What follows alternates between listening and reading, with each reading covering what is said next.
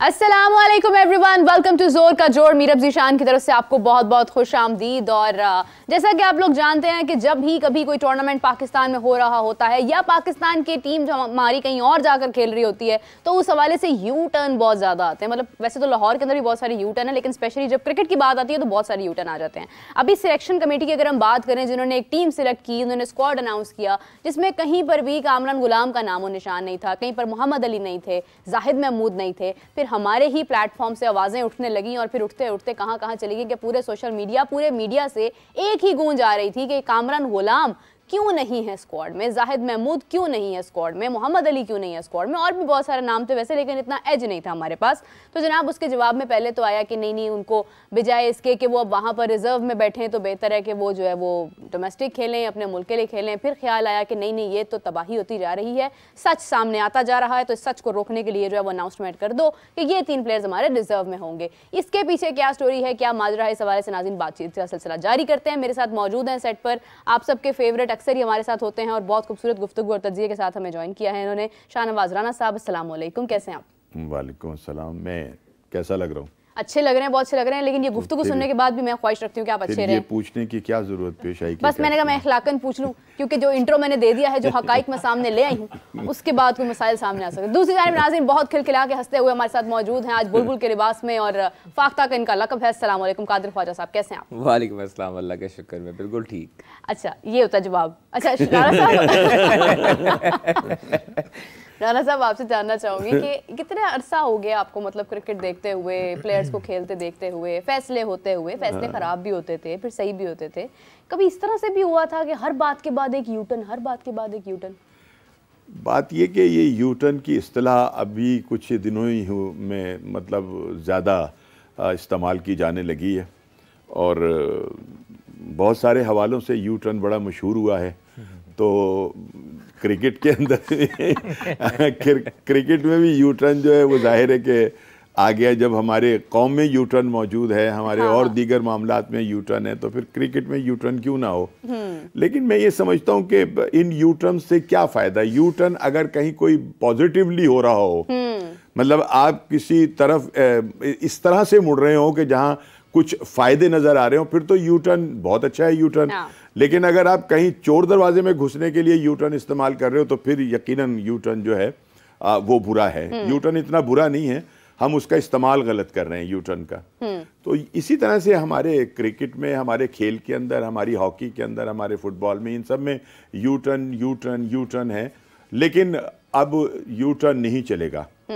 अगर तो आपने अपनी बिलखुसूस कौमी खेल का तो हो गया, जो कुछ होना था ना, जो आप कर सकते थे ना, उसके लिए वो सब कुछ जो है वो कर दिया।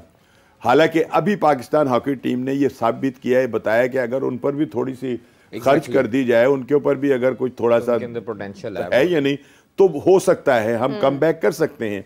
लेकिन इस वक्त हमारा सारा जोर जो है ना वो है अपने क्रिकेट के ऊपर, जो हमारा सियासी खेल बन गया है, ठीक है ना, इस पर। तो इस पर अब हमें इसको बचाने की ज़रूरत है। बजाय इसके कि हम यू टर्न ले लेकर ना खुद भी बावले हो जाएं और बाकी लोगों को भी कर दें। सो ये है कि अब हमारे पास वक्त नहीं है। अगर तो हमने इस पर गौर नहीं किया तो इसका हाल जो है ना वो भी हॉकी वाला जो है वो हो जाएगा। और अल्लाह ना करे कि अगर हॉकी वाला हो गया ना, तो यही एक ऐसा खेल रह गया था जिसने पूरी कौम को जोड़ा हुआ भी था। पूरी दुनिया के अंदर हमारे हवाले से, पाकिस्तान के हवाले से बात भी होती थी, ये शनाख्त भी था। सो ये है कि अब हमें सोचना पड़ेगा इस हवाले से, और यू टर्न जितने भी हैं उनको बंद करना पड़ेगा, और वन वे ट्रैफिक का जो है ना वो निज़ाम जो है उसको राइट करना सिलसिला कायम करना पड़ेगा। बिल्कुल सही बात है कादिर। यू टर्न से एक और बात मुझे याद आई कि जब ये अनाउंसमेंट हुई कि पाकिस्तान और इंग्लैंड के दरमियान टेस्ट सीरीज जारी होनी है, उसकी डेट्स अनाउंस की गई, वेन्यूज़ अनाउंस किए गए, फिर उसके अंदर भी वक्तन फ़वक्तन थोड़ी बहुत ही, जिसको हम पंजाबी में बोलते हैं ना, कमी बेशी हमें नजर आई। उसकी क्या रीज़न है, क्या ऐसी वजह थी कि तारीख अभी, मतलब फॉर एग्जांपल अगर 6 है तो उसको 7 कर दिया गया, 7 है तो उसको 8 कर दिया गया, और फिर ये सारी तफसीलात, क्या ये सिर्फ हमारी अटेंशन डाइवर्ट करना है या इसका कोई टेक्निकल इशू भी था? देखिए, पाकिस्तान क्रिकेट बोर्ड में ना कुछ ऐसे साइंसदान हैं जो कि इन चीज़ों को आगे शो गलत तरीके से करते हैं और जानबूझ के करते हैं। अच्छा। मतलब उनमें कुछ ऐसी चीज़ें पाई जाती हैं कि जो मैं समझता हूँ कि प्रोफेशनली नहीं है, और वो लोग जिस ओहदे पर बैठे हुए हैं वो उस ओहदे के काबिल भी नहीं है। अपने कद से बड़ा ओहदा उनको नवाज दिया गया और गुज़श्ता अदवार में उनको नवाजा गया, जिसकी वजह से काम ख़राब होते हैं। आप देखें इंटरनेशनल क्रिकेट में इंटरनेशनल डिपार्टमेंट जो है वो कहता ये है कि जी पाकिस्तान क्रिकेट बोर्ड के चेयरमैन को प्रिटेंड ये करवाता है कि शाहीन्स की टीम जा रही है जी वहाँ पर ऑस्ट्रेलिया की ए टीम के साथ खेलने। अब जब हमने चेक किया तो वो नॉर्दर्न टेरिटरी की एक क्लब थी जिससे ये डार्विन जब ये जाके खेले हैं, बिल्कुल ऐसे उसमें कोई भी इतना बड़ा नाम नहीं था। इंडिया की जो बोर्ड है वो इंडिया का जो इंटरनेशनल डिपार्टमेंट है वो जो बात कहता है वो उस पर कायम रहता है। इंटरनेशनल टीम उनकी जो ए टीम थी, जो इंडियन की ए टीम थी, उन्होंने ऑस्ट्रेलिया की ए टीम के साथ मैचेस खेले। यहाँ पे ये हुआ कि शाहीन्स का कहा गया जी वहाँ पर ऑस्ट्रेलिया की ए टीम के साथ ज़बरदस्त हमने कर लिया अरेंजमेंट और चेयरमैन को इन्होंने सारी प्रेजेंटेशन दे दी और बाद में वो निकला क्लब। तो ये चीज़ें ABC थी। देखें ये चीज़ें आपकी मैटर करती हैं जब आपके पाकिस्तान क्रिकेट बोर्ड में ही लोग जो है वो डिफोकस करना शुरू कर देते हैं और अपने आप को न्यूटन और रस्तू समझना शुरू कर देते हैं, उस वक्त काम ख़राब होते हैं। आपकी डोमेस्टिक क्रिकेट का ये हाल है कि आपके प्लेयर्स जो परफॉर्मेंसेस दे रहे हैं वो परफॉर्मेंसेस आपकी अंबार लगा रहे हैं गुज़श्ता 3 सालों से, और इस मरतबा भी उन्होंने चैम्पियंस वनडे कप में रन्स किए। अब इनको ख्याल आया जब ये तनकीद का सिलसिला शुरू हुआ, लोगों ने इनको कहा, ये सब सोशल मीडिया पे सिलेक्शन होती है, मैं आपको बताऊं ऐसे ही है। ये लोग जो हैं जो सिलेक्शन कमेटी है ये आज की सोशल मीडिया को फॉलो नहीं कर रही, ये सहाफ़ियों को फॉलो नहीं कर रही। ये बड़े पुराने दौर का यही एक कुलिया है उनके पास और कोई वर्किंग नहीं होती।